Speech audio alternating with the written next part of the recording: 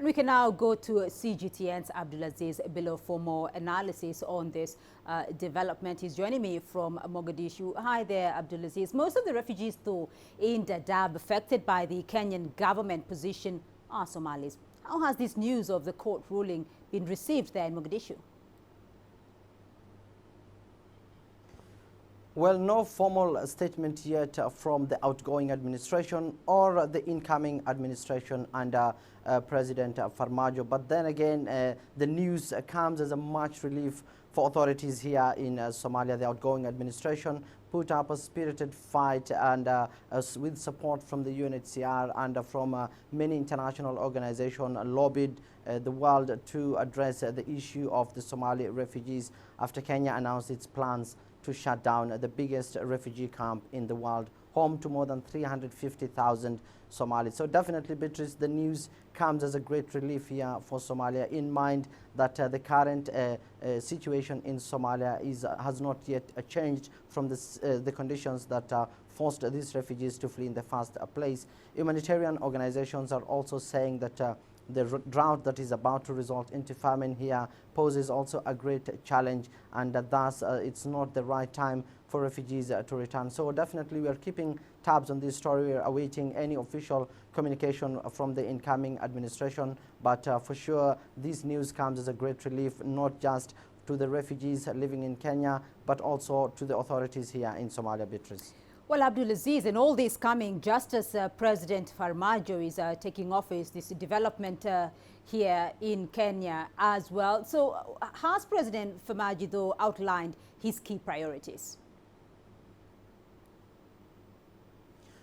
Well, he has some big shoes to fill right now. Somalia is not yet out of the woods. We have the Al-Shabaab here as the biggest threat. We also have the refugee crisis and the need by authorities here. They repeat saying that they need a safe environment before the return of the refugees here. So definitely big challenges lie ahead for President Farmajo, who won the elections yesterday here, an election that's seen as a vote of confidence in the country's stability. But then again, his choice of the Prime Minister will will give the public a chance to decide on whether his government will be a government that will work for the people. And we had an exclusive interview with him where he addressed some of the key challenges, including security and political instability, that he hopes to address in his incoming administration. One of my main priorities is to have a stable government in which to work for the next 4 years. Because of lack of continuity, we have made a lot of mistakes, and that created instability within the government. And of course, as you said, political pickering. And of course, I was a victim of that. I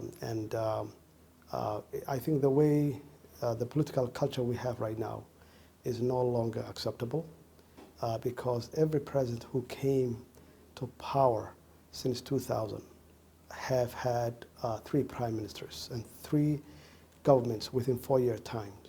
So that tells you there is a lack of continuity. You've been a prime minister before. Your government helped drive out Al-Shabaab from the capital. As a president now, what will be your approach in tackling the militant group? I have a very sound strategic plan to fight against Al-Shabaab, like I have done in 2010 and 2011.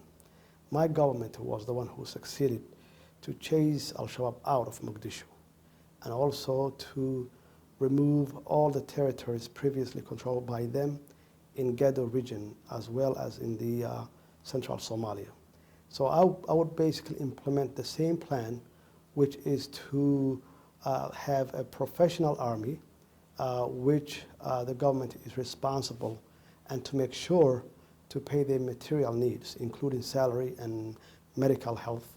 And if there's a soldier dies, of course, that is the government's responsibility to make sure the diseased soldier family to have a decent life.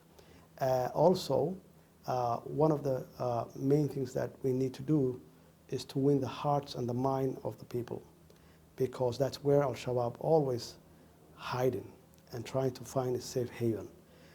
So in order to win this war, you have to have the population, the Somali people, on your side. To do that, you have to bring a good governance. You have to have good government by fighting corruptions and to have a capable people in the government. And thirdly, you have to boost the morale of the soldiers and give a purpose for them to die. What you see right now is that there is no that such training is taking place here. And of course, many of the National Army have not been paid for months. So how would you expect, how do you expect a soldier to fight with empty stomach?